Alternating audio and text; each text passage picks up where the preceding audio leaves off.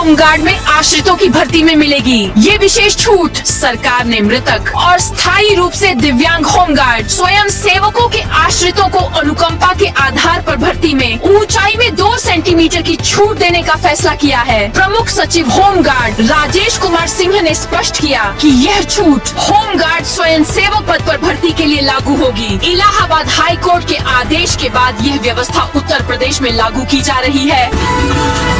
RBI का बड़ा action, loan recovery एजेंटों की मनमानी पर लगेगी लगाम। बैंक से लोन लेने वाले और डिजिटल ट्रांजैक्शन करने वाले करोड़ों ग्राहकों के लिए राहत भरी खबर है। अब लोन रिकवरी एजेंट मनमाने तरीके से ग्राहकों को डराने, धमकाने या परेशान नहीं कर सकेंगे। Reserve bank of India RBI ने रिकवरी एजेंटों की बदसलूकी और बैंकों द्वारा की जा रही मिस सेलिंग पर सख्ती दिखाने का फैसला किया है। इसके लिए आरबीआई जल्द ही नई और कड़ी गाइडलाइंस लागू करने जा रहा है।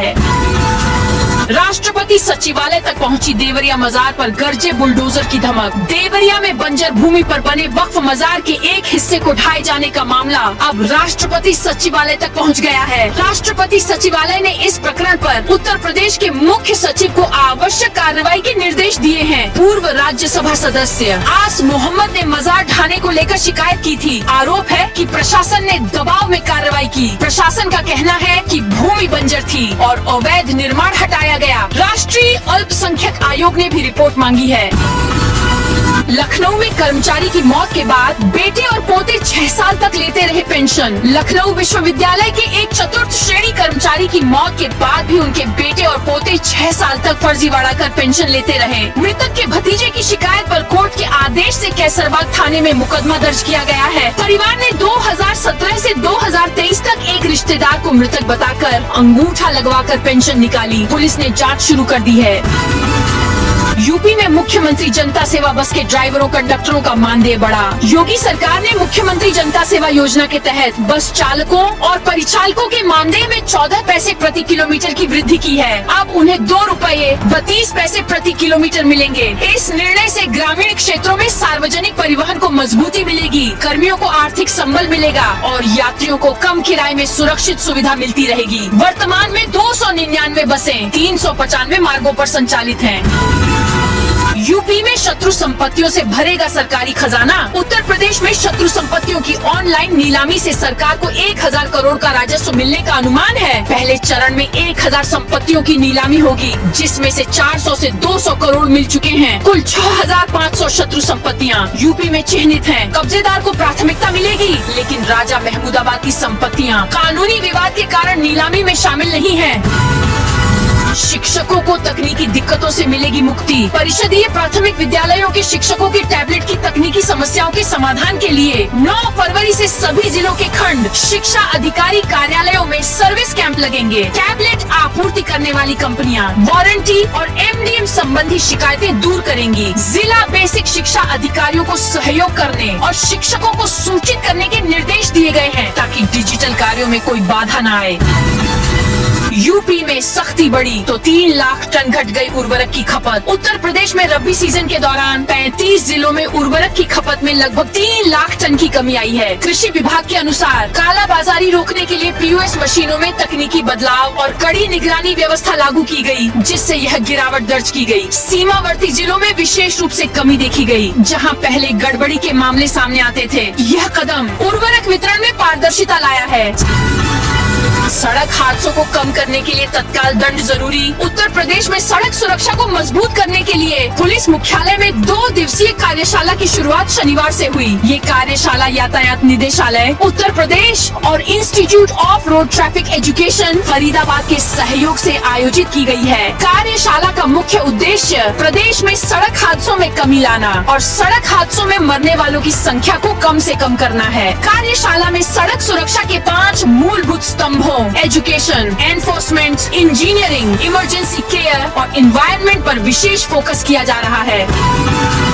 बलरामपुर में 18 फरवरी से यूपी बोर्ड परीक्षाएं। बलरामपुर जिले में यूपी बोर्ड की हाई स्कूल और इंटरमीडिएट परीक्षाएं 18 फरवरी जनवरी से 12 मार्च तक आयोजित की जाएंगी। परीक्षाओं को नकल विहीन, शांतिपूर्ण और पारदर्शी बनाने के लिए महाराजा पाटेश्वरी प्रसाद इंटर कॉलेज में केंद्र व्यवस्थापकों की एक महत्वपूर्ण बैठक हुई। बैठक में शासन के दिशा निर्देश साझा किए गए। जिला विद्यालय निरीक्षक मृदुला आनंद ने बताया कि जिले में कुल 66 परीक्षा केंद्र बनाए गए हैं।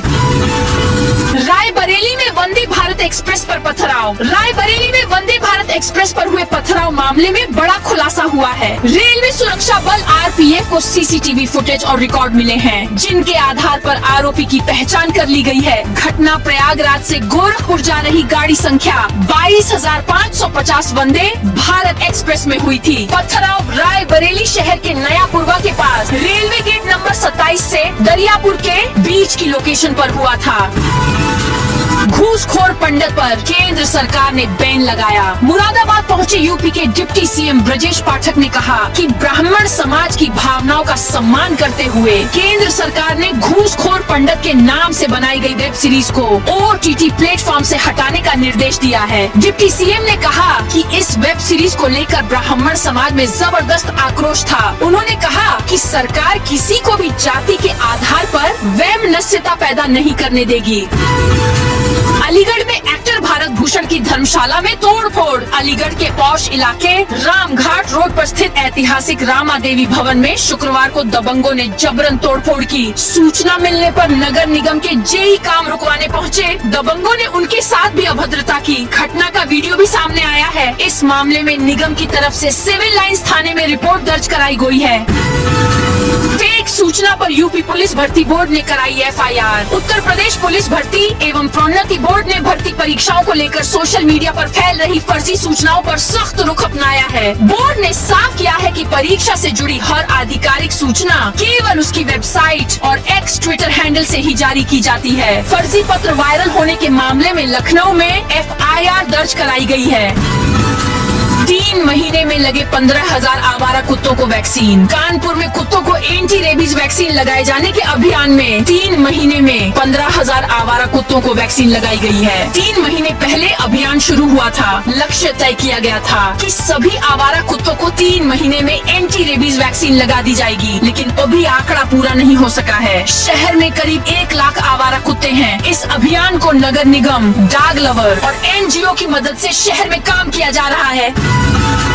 दाल मंडी के 23 जर्जर मकानों को नगर निगम की नोटिस। वाराणसी के दाल मंडी में ध्वस्तीकरण की कार्रवाई लगातार जारी है। दाल मंडी में बुलडोजर एक्शन भी शुरू हो गया है। इसी बीच नगर निगम ने 23 जर्जर मकानों को नोटिस जारी कर उन्हें 3 दिन में खाली करने की बात कही है। 31 जनवरी को जारी इन नोटिस में 3 दिन का समय दिया गया था, लेकिन अभी तक ये मकान खाली नहीं किए गए हैं और इसमें आज भी लोग रह रहे हैं। यूपी में घूसखोर पंडित के खिलाफ ब्राह्मणों का अर्धनग्न प्रदर्शन। यूपी में मनोज बाजपेयी की फिल्म घूसखोर पंडित के नाम को लेकर विरोध जारी है। हागरा में ब्राह्मण समाज के लोगों ने अर्धनग्न होकर प्रदर्शन किया और शंखनाद किया। प्रदर्शनकारियों ने कहा कि ब्राह्मणों का अपमान बंद होना चाहिए। उनकी सामाजिक और धार्मिक भावनाओं को बार बार आहत किया जाता है। भाजपा नेता अपर्णा यादव ने कहा कि इस तरह की असंवेदनशील बातें कहना या लिखना, वह भी एक ऐसे समाज के बारे में जिसने पूरी दुनिया में सनातन संस्कृति को जीवित रखा है, ठीक नहीं है। बरेली के मौलाना शहाबुद्दीन रजवी ने फिल्म पर प्रतिबंध लगाने की मांग की। यूपी के 30 शहरों में CTET परीक्षा आज से शुरू। Central board of secondary education CBSI की ओर से आयोजित की जाने वाली CTET परीक्षा आज से शुरू हुई। ये एग्जाम 2 दिन यानी 7 और 8 फरवरी 2026 को देश भर के 140 से ज्यादा शहरों में होगी। वहीं यूपी में 30 सेंटर बनाए गए हैं। परीक्षा केंद्रों पर अभ्यर्थियों की एंट्री बायोमेट्रिक हाजिरी के माध्यम से कराई गई। वहीं एडमिट कार्ड पर लगाए गए विशेष होलोग्राम की जांच के बाद ही अभ्यर्थियों को परीक्षा कक्ष में प्रवेश दिया गया। बिना होलोग्राम वाले प्रवेश पत्र को अमान्य माना गया। यूपी में 5 सीनियर IPS अफसरों के ट्रांसफर। यूपी में 5 सीनियर IPS अफसरों के ट्रांसफर हुए हैं। शासन ने शुक्रवार शाम ट्रांसफर लिस्ट जारी कर दी है। सभी DIG रैंक के अफसर हैं। इनमें से 4 अफसरों को प्रमोशन के बाद अपनी पोस्टिंग का इंतजार था।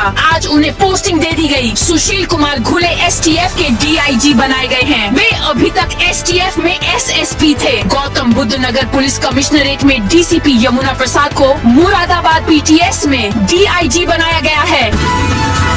यूपी में 12 से अधिक मंत्री बदले जा सकते हैं। यूपी में योगी सरकार 2.0 का दूसरा मंत्रिमंडल विस्तार बहुत जल्द होने जा रहा है। 2027 विधानसभा चुनाव और इस साल होने वाले पंचायत चुनाव को देखते हुए योगी सरकार गुजरात मॉडल की तर्ज पर आधे से अधिक मंत्रियों की छुट्टी कर नई टीम भी उतार सकती है। करीब 12 से अधिक मंत्री बदले जा सकते हैं। नए सामाजिक समीकरणों के साथ करीब 15 विधायक और पार्टी पदाधिकारियों को मंत्रिमंडल में जगह दी जाएगी। मायावती बोली, कमर कस लीजिए, विधानसभा चुनाव नजदीक। यूपी विधानसभा चुनाव को लेकर BSP supremo Mayawati action mode में है। शुक्रवार को पार्टी पदाधिकारियों और कार्यकर्ताओं के साथ बड़ी बैठक कर रही है। इस दौरान उन्होंने सभी को SIR और आगामी चुनाव की तैयारियों के लिए एक्टिव रहने का संदेश दिया। उन्होंने कहा, अब समय कम बचा है, ऐसे में सभी को कमर कसकर मैदान में उतरना होगा। आपको पता होगा कि पार्टी को कमजोर करने के लिए लगातार साजिशें रची जा रही हैं। कार्यकर्ताओं और पदाधिकारियों को ऐसे लोगों से सतर्क रहने की जरूरत है। किसानों का हंगामा, प्रेस कॉन्फ्रेंस छोड़कर निकले केंद्रीय मंत्री। वाराणसी में केंद्रीय मंत्री कमलेश पासवान प्रेस कॉन्फ्रेंस छोड़कर निकल गए। वो 1 फरवरी को पेश हुए मोदी सरकार के बजट पर चर्चा के लिए सर्किट हाउस पहुंचे थे। इस दौरान किसानों ने विरोध कर दिया, जमकर नारेबाजी की। काशी द्वार आवासीय योजना के लिए अधिग्रहित की जा रही जमीन के मुआवजे को लेकर सवाल किए। LPL ऑक्शन के खिलाफ क्रिकेट खिलाड़ियों का प्रदर्शन। लखनऊ में 7 मार्च से होने वाले लखनऊ प्रीमियर लीग के ऑक्शन के बाद लोकल खिलाड़ी विरोध में उतर आए हैं। क्रिकेट प्लेयर एसोसिएशन से जुड़े खिलाड़ियों ने LPL और लखनऊ क्रिकेट एसोसिएशन के खिलाफ शनिवार को प्रदर्शन किया। वे क्रिकेट एसोसिएशन ऑफ लखनऊ के कार्यालय पर पहुंच गए। बरेली के पिपरिया में मस्जिद पर चला बाबा का बुलडोजर। बरेली के भौजीपुरा स्थित पिपरिया गांव में अवैध रूप से निर्मित मस्जिद पर बाबा का बुलडोजर चला। इस कार्रवाई में मस्जिद को जमींदोज कर दिया गया। SDM सदर प्रमोद कुमार ने मामले की जानकारी देते हुए बताया कि यह मस्जिद राजस्व अभिलेखों में श्रेणी 5 की सरकारी बंजर भूमि पर बनी हुई थी। इस जमीन पर अवैध निर्माण कर कब्जा किया गया था। प्रशासन ने स्पष्ट किया कि हाई कोर्ट के निर्देशानुसार इस अवैध ढांचे को ध्वस्त कर सरकारी जमीन को कब्जा मुक्त करा लिया गया है। प्रयागराज में ATM में फेविक्विक लगाकर 20,000 निकाले। प्रयागराज में ATM से ठगी का चौंकाने वाला मामला सामने आया है। ठगों ने शातिराना तरीके से एक व्यक्ति के खाते से 20,000 रूपए निकाल लिए। जानकारी के मुताबिक 2 युवक पहले ATM केबिन में पहुंचे, मशीन के पास एक फर्जी हेल्पलाइन नंबर चिपकाया। ATM के कार्ड स्लॉट में फेविक्विक लगा दिया, जिससे उसमें कार्ड फंस जाए। UGC बिल विरोध करने दिल्ली जा रही पदयात्रा पुलिस ने रोकी। हाथरस में राष्ट्रीय सवर्ण परिषद और अन्य सवर्ण संगठनों की ओर से UGC बिल और SC/ST एक्ट के विरोध में प्रस्तावित पदयात्रा को पुलिस ने रोक दिया। यह पदयात्रा हाथरस से दिल्ली स्थित प्रधानमंत्री आवास तक निकाली जानी थी। सुबह से ही आगरा रोड स्थित शहीद पार्क और उसके आसपास का इलाका पुलिस छावनी में तब्दील रहा। SDM सदर राज बहादुर और CO सादाबाद अमित पाठक भारी पुलिस बल के साथ मौके पर रहे। फर्रुखाबाद का नाम बदलने के लिए हस्ताक्षर अभियान। फर्रुखाबाद जनपद का नाम बदलकर पांचाल नगर किए जाने की मांग को लेकर हिंदू समाज पार्टी का हस्ताक्षर अभियान जारी है। इसी कड़ी में पार्टी के जिलाध्यक्ष आशीष गुप्ता एडवोकेट के नेतृत्व में कलेक्ट्रेट फतेहगढ़ परिसर में एक हस्ताक्षर अभियान चलाया गया। रॉबर्ट्सगंज क्रॉसिंग पर रेलवे ओवरब्रिज का सर्वे शुरू। सोनभद्र के रॉबर्ट्सगंज क्रॉसिंग पर रेलवे ओवरब्रिज निर्माण का इंतजार खत्म हो गया है। करीब 52 करोड़ रुपए की लागत से बनने वाले इस ओवरब्रिज के लिए रेलवे विभाग ने शनिवार से सर्वे कार्य शुरू कर दिया है। चाइनीज मांझे पर योगी सरकार सख्त। उत्तर प्रदेश में चाइनीज मांझे को लेकर योगी सरकार ने कड़ा रुख अपनाया है। मुख्यमंत्री योगी आदित्यनाथ ने निर्देश दिए हैं कि चाइनीज मांझे से होने वाली मौत को अब हादसा नहीं बल्कि हत्या माना जाएगा। इस फैसले के बाद प्रदेश भर में चाइनीज मांझे की बिक्री और भंडारण के खिलाफ विशेष अभियान शुरू हो गया है। गोरखपुर स्टूडेंट्स को मिलेगा 50 करोड़ की स्कॉलरशिप का लाभ। चंडीगढ़ यूनिवर्सिटी ने शनिवार को गोरखपुर में एक 50 करोड़ की स्कॉलरशिप प्रोग्राम लॉन्च किया। इस पहल से गोरखपुर और आसपास के स्टूडेंट्स को पढ़ाई के लिए बड़ी आर्थिक मदद मिलेगी। स्कॉलरशिप के लिए स्टूडेंट्स एक कॉमन एंट्रेंस टेस्ट देंगे। उस टेस्ट में मिले मार्क्स के अनुसार मेरिट लिस्ट जारी होगी। यह स्कॉलरशिप प्रोग्राम पूरे 1 साल के कोर्स फीस का 15% से शुरू होगा और 100% तक दिया जाएगा। यह परसेंटेज स्टूडेंट्स के मार्क्स और कुछ क्राइटेरिया पर निर्धारित होंगे। RSS प्रमुख मोहन भागवत 14 फरवरी को गोरखपुर आएंगे। राष्ट्रीय स्वयंसेवक संघ के प्रमुख मोहन भागवत 3 दिवसीय दौरे पर गोरखपुर आएंगे। वह 14 फरवरी की शाम को यहाँ पहुँचेंगे और 16 फरवरी तक गोरक्ष प्रांत के विभिन्न कार्यक्रमों में हिस्सा लेंगे। गोरखपुर में प्रबुद्ध जन सम्मेलन के साथ ही परिवार मिलन समारोह को भी संबोधित करेंगे। इन दोनों कार्यक्रमों में बड़ी संख्या में लोग उपस्थित रहेंगे। उनका आगमन संघ के शताब्दी वर्ष कार्यक्रम के तहत हो रहा है। इससे पहले RSS के सर कार्यवाह दत्तात्रेय हासबोले का आगमन गोरखपुर हुआ था। प्रयागराज सूबेदारगंज बांद्रा टर्मिनस के बीच चलेगी विशेष सुपरफास्ट ट्रेन। होली पर्व के दौरान यात्रियों की बढ़ती भीड़ को देखते हुए रेलवे प्रशासन ने बड़ी राहत दी है। यात्रियों की सुविधा और अतिरिक्त भीड़ को नियंत्रित करने के उद्देश्य से प्रयागराज सूबेदारगंज और बांद्रा टर्मिनस के बीच होली विशेष सुपरफास्ट साप्ताहिक गाड़ी चलाने का निर्णय लिया गया है। यह विशेष ट्रेन उत्तर प्रदेश और महाराष्ट्र के बीच यात्रा करने वाले यात्रियों के लिए खास तौर पर लाभकारी साबित होगी।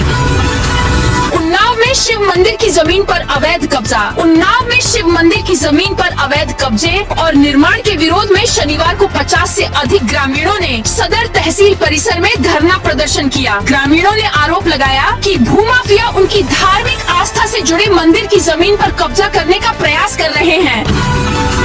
हाउस टैक्स जमा न करने पर में 7 संपत्तियां सील। हाउस टैक्स वसूली को लेकर आगरा नगर निगम ने ट्रांसपोर्ट नगर में बड़ी कार्रवाई की है। हाउस टैक्स जमा न करने पर 7 संपत्तियां सील कर दी हैं। इन सभी संपत्तियों पर लाखों रुपए हाउस टैक्स का बकाया था। नगर निगम ने इससे पहले कई बार नोटिस और वारंट जारी किए गए थे। इसके बाद भी इन्होंने हाउस टैक्स जमा नहीं किया। जोनल अधिकारी अवधेश कुमार के नेतृत्व में कर अधीक्षक अक्षय कुमार एवं कर निरीक्षकों की टीम ने प्रवर्तन दल के साथ संयुक्त रूप से यह कार्रवाई की। सील की गई संपत्तियों पर 8,67,000 रुपए बकाया है। अयोध्या के राम मंदिर परिसर में आचार्यों की होगी नियुक्ति। श्री राम जन्मभूमि तीर्थ क्षेत्र ट्रस्ट राम मंदिर सहित विभिन्न धार्मिक आयोजनों का संपादन कर रहे आचार्यों को पुजारी के रूप में नियुक्त करने की तैयारी कर रहा है। ट्रस्ट स्तर पर इस संबंध में आम राय बनाने की प्रक्रिया शुरू हो गई है। इसकी वजह चैत्र नवरात्र के बाद राम मंदिर परिसर में दर्शन और पूजा व्यवस्था का विस्तार होना है। सीएम योगी ने अपने गांव पंचूर में किया रात्रि विश्राम। उत्तराखंड दौरे पर पहुंचे उत्तर प्रदेश के मुख्यमंत्री योगी आदित्यनाथ ने शुक्रवार को अपने पैतृक गांव पंचूर में रात्रि विश्राम किया। शनिवार सुबह उन्होंने अपने गांव के बड़े बुजुर्गों का हालचाल जाना और बच्चों को दुलार किया। इस दौरान मुख्यमंत्री योगी आदित्यनाथ का बाल प्रेम उमड़ आया। उन्होंने गाँव के बच्चों पर अपना स्नेह बरसाया, उनसे देर तक बातचीत की और उन्हें चॉकलेट भी दी। यूपी में गांव के लोगों के लिए गुड न्यूज। यूपी के ग्रामीण इलाकों में अपने घर का सपना देख रहे लोगों के लिए बड़ी राहत की खबर है। अब प्रदेश के ग्रामीण क्षेत्रों में 300 वर्ग मीटर तक के मकान के निर्माण के लिए नक्शा पास कराने की अनिवार्यता खत्म की जा रही है। योगी सरकार उत्तर प्रदेश भवन निर्माण एवं विकास उपविधि 2025 को ग्रामीण क्षेत्रों में भी लागू करने जा रही है, जिसके तहत ग्रामीण आबादी को सरल, सस्ता और समयबद्ध मकान निर्माण की सुविधा मिलेगी। इस फैसले से उन लाखों ग्रामीण परिवारों को सीधा फायदा होगा जिनका नक्शा पास न कराने पर शोषण होता था। नई गाड़ियां, कागज पर डेढ़ करने वाले 3 कर्मचारी निलंबित। नगर निगम के परिवहन विभाग में लापरवाही मिलने पर नगर आयुक्त हिमांशु नागपाल ने कड़ा एक्शन लिया है। हिमांशु नागपाल ने स्क्रैप की नीलामी के लिए बनी नीलामी समिति की जांच रिपोर्ट के बाद परिवहन विभाग के बाबू वैभव शरण मिश्र के साथ ही साथ सौरभ सान्याल व नपेंद्र शंकर सिंह को तत्काल प्रभाव से निलंबित कर दिया। इस पूरे प्रकरण के लिए नगर आयुक्त ने अपर नगर आयुक्त अमित कुमार जांच अधिकारी नियुक्त किया है, जो 15 दिन में अपनी रिपोर्ट अधिकारियों को सौंपेंगे। चांदी इस हफ्ते 94,000 गिरकर 2,45,000 पर आई। इस हफ्ते सोने चांदी के दाम में गिरावट रही। सोना 13,717 रुपए गिरकर 1,52,078 रुपए प्रति 10 ग्राम पर आ गया है। इससे पहले ये बीते हफ्ते यानी 30 जनवरी को 1,65,795 रुपए पर था। वहीं चांदी 3,39,350 रुपए प्रति किलो से गिरकर 2,44,929 रुपए पर आ गई है, यानी चांदी की कीमत 94,421 रूपए कम हुई है। पीएम मोदी 2 दिन के दौरे पर मलेशिया पहुँचे। प्रधानमंत्री नरेंद्र मोदी 2 दिन के मलेशिया दौरे पर पहुँच गए हैं। यहाँ वे भारतीय समुदाय के लोगों को संबोधित कर रहे हैं। यह दौरा मलेशिया के प्रधानमंत्री दातो सेरी अनवर इब्राहिम के न्योते पर हो रहा है। मोदी करीब 8 साल के बाद मलेशिया पहुँचे हैं। इससे पहले 2018 में गए थे। विदेश मंत्रालय के सचिव पी कुमरन ने बताया कि इस यात्रा में 10 साल से मलेशिया में रह रहे भगोड़े जाकिर नाइक के मुद्दों पर भी चर्चा होगी। भारत इससे पहले भी अलग अलग मौकों पर ये मामला उठा चुका है। ओवैसी बोले, हिमंता तुम 2 रुपए के भिखारी। AIMIM अध्यक्ष असदुद्दीन ओवैसी ने असम CM हिमंता बिस्वा शर्मा के मियां मुस्लिम वाले बयान पर प्रतिक्रिया दी। उन्होंने कहा, मुझे पता है कि तुम 2 रुपए के भिखारी हो, क्या मैं ये पैसे तुम्हारे अकाउंट में ट्रांसफर कर दूं? दरअसल कुछ दिन पहले हिमंता ने मियां मुस्लिम पर एक बयान दिया था कि अगर वो मियां मुस्लिम रिक्शा के लिए 5 रुपए मांगे तो 4 रुपए ही दो। इस तरह के छोटे छोटे काम से परेशानी होने पर ही वो राज्य छोड़ेंगे। लखनऊ मेयर की गाड़ी के सामने लेटे प्रदर्शनकारी। लखनऊ में आजाद समाज पार्टी के कार्यकर्ताओं ने नगर निगम मुख्यालय पर प्रदर्शन किया। मौके पर मेयर सुषमा खरकवाल नगर निगम से अपनी गाड़ी से निकल रही थीं। तभी कार्यकर्ताओं ने उन्हें घेर लिया, उनकी गाड़ी के सामने लेट गए और निगम मुख्यालय से निकलने नहीं दिया। लखनऊ में अयोध्या एलिवेटेड रोड की योजना पर ब्रेक। लखनऊ में जाम की बड़ी समस्या झेल रहे अयोध्या रोड पर प्रस्तावित एलिवेटेड रोड की योजना फिलहाल ठंडे बस्ते में चली गई है। शासन ने इस परियोजना पर रोक लगाते हुए लखनऊ विकास प्राधिकरण से यह रिपोर्ट मांगी है कि एलिवेटेड रोड के बजाय और कौन कौन से विकल्प अपनाए जा सकते हैं। इसके बाद अब LDA अयोध्या रोड की ट्रैफिक स्टडी कराएगा, जिसकी रिपोर्ट शासन को भेजी जाएगी। उसी के आधार पर आगे का फैसला लिया जाएगा कि जाम से निजात के लिए यहाँ क्या बनाया जाएगा। तो दोस्तों, यह थी आज उत्तर प्रदेश के सभी जिलों की दिन भर की ताज़ा और बड़ी खबरें।